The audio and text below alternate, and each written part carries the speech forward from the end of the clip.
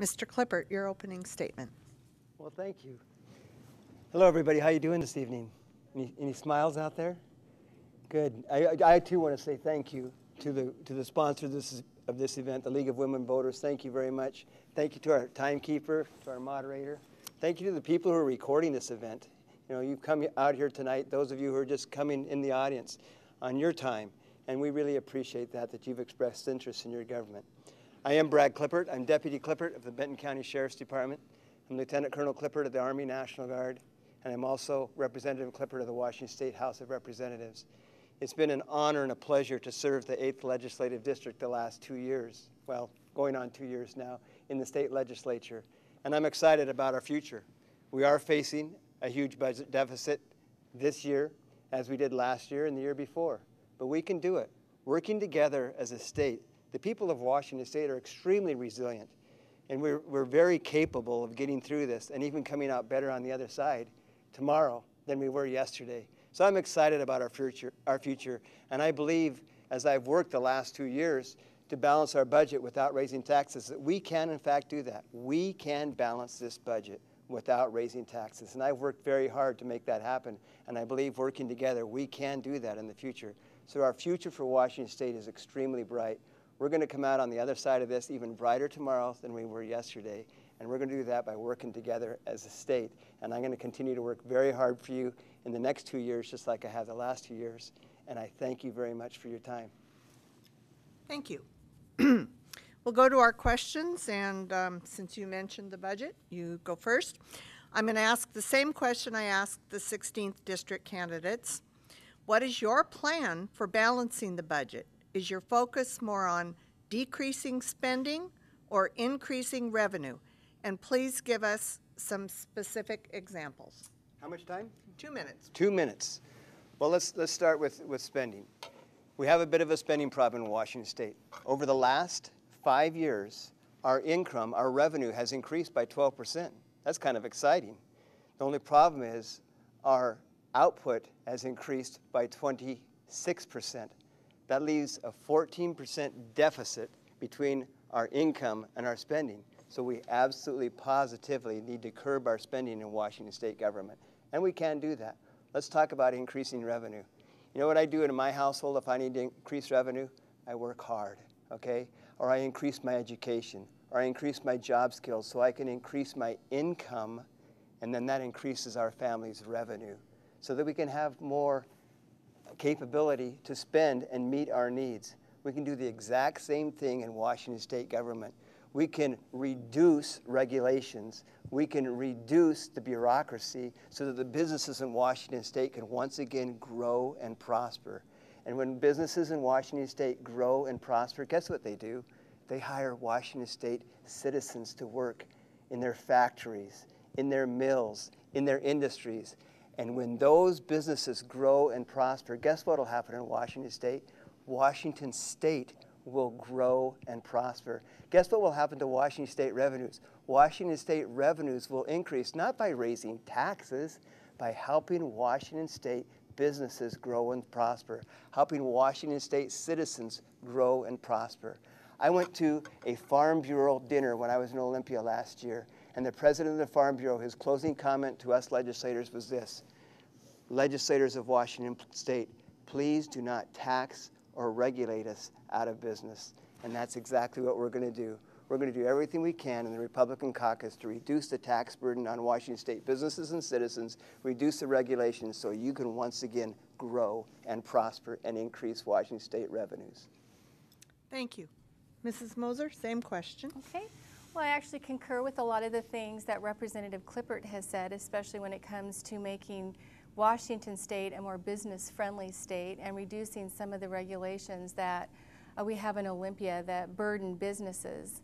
And I think we have to streamline our regulatory processes so that businesses can come in and have turnkey operations.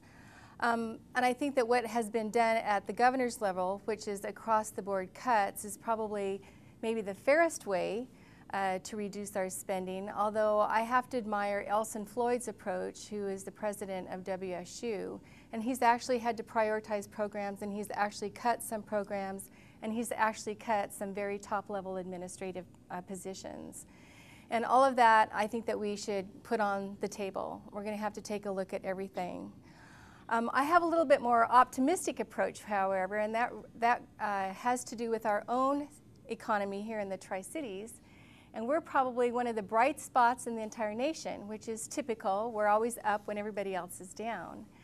But we have the potential, I think, in this area to be creators of a new energy and energy technologies. And the work that PNNL has done with the smart grid technologies and the production of alternative fuels, all of these things, if we can reach our full potential in wine production and tourism and transportation logistics, if we can help grow our own economy here locally, I think it's going to help the state's economy tremendously.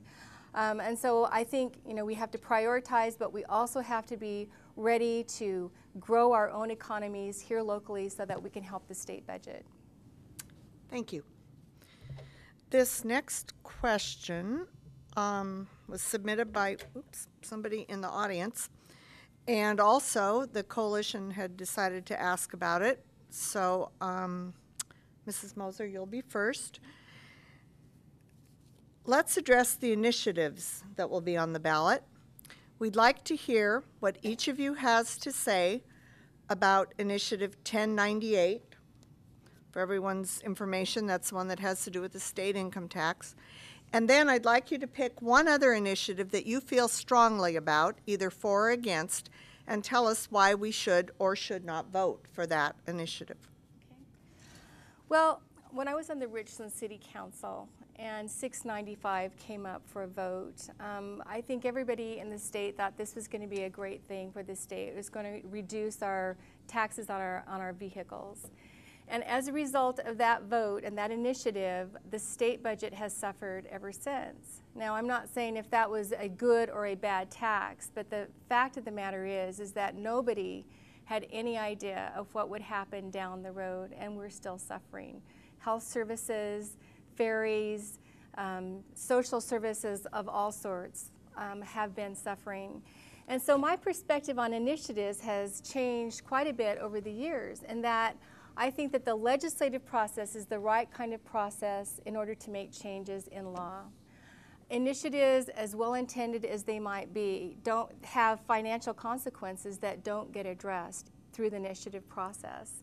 So I guess I'm just not in favor of the initiative process as it stands. One of the initiatives that's being sponsored largely by big business, it makes me nervous, because what it means is that special interest groups can come in, they can offer up an initiative, they can hire people to go out and get the signatures, and it might not be a good law at all. Whereas the legislative process requires 3 readings, it needs to be vetted, there's public input and a public process, and I think that's the way that we need to make law. Thank you. Thank you. Mr. Klippert. Well, thank you, ma'am. Initiative 1098, state income tax. I will absolutely, positively be voting no on that initiative. Ladies and gentlemen, you do not want that initiative to pass, because if they pass that initiative and allowing income tax on a certain level of income, guess what it's going to take in the legislature to reduce it down to where you're paying state income taxes next year? All it will take is a simple majority vote of the legislature. How many of you want to pay, on top of your sales tax next year, a state income tax? I don't think so. And I had one person come to my office in Olympia and describe it like this. He said, Brad, taxes to government is just like opium to a hard person who is strung out on drugs.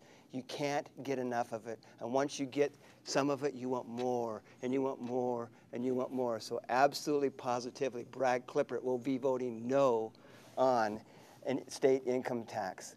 Another initiative that I'm excited about is returning to Washington State the requirement of a Taxpayer Protection Act. Ladies and gentlemen, the majority party voted against you, the citizens of Washington State. You voted in an initiative that said it requires 2/3 vote to raise taxes in Washington State. And the majority party said, we're going to get rid of that and we're going to raise your taxes. Well, ladies and gentlemen, it's about time to get back to where it takes a supermajority, 2/3 vote in the legislature to raise your taxes. So I'm totally and completely supportive of that so that you are protected against tax increases in the future, so that it'll have to be a great idea to raise taxes, your taxes in the future, and not just a good idea. And that's what a 2/3 majority vote would require. It would have to be a great idea, a whole lot of people in the legislature saying yes instead of just a simple majority. So I'm excited about that. We're going to get the Taxpayer Protection Act back in Washington State to protect you, the citizens of Washington State, from future taxes. Thank you. I'm going to ask you both if it's okay to limit your answers on these questions from now on to 1 minute so that we can get more in that the audience submitted. So here is the next one, and Mr. Klippert, you will be first.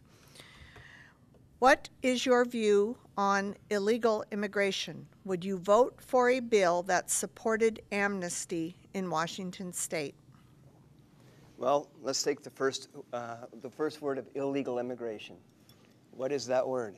Illegal, okay? So if there's somebody else, if a person who lives in the United States and is a citizen of this country and they do something that's illegal, it is held against them. That is illegal, okay? It cannot be done. The people who are here in this United States of America illegally are in fact here illegally. And my position is that they should return to the countries that they came from and use the legal process to enter our nation. And no, I would not vote for an amnesty for residents who are here illegally. The process that they should use is the legal process, not the illegal process. Go back to your home country, come back through the legal status, and we welcome you with open arms if you'll do that. Thank you. Mrs. Moser? Well, I think maybe the person wanted us to talk a little bit about immigration and people coming in from our other countries. Now, of course, illegal immigration is exactly what Representative Klippert said. If it's illegal, then it's an outlaw. How about immigration in general and amnesty for those people that have come into the United States and had babies? I think that's just a little bit more difficult.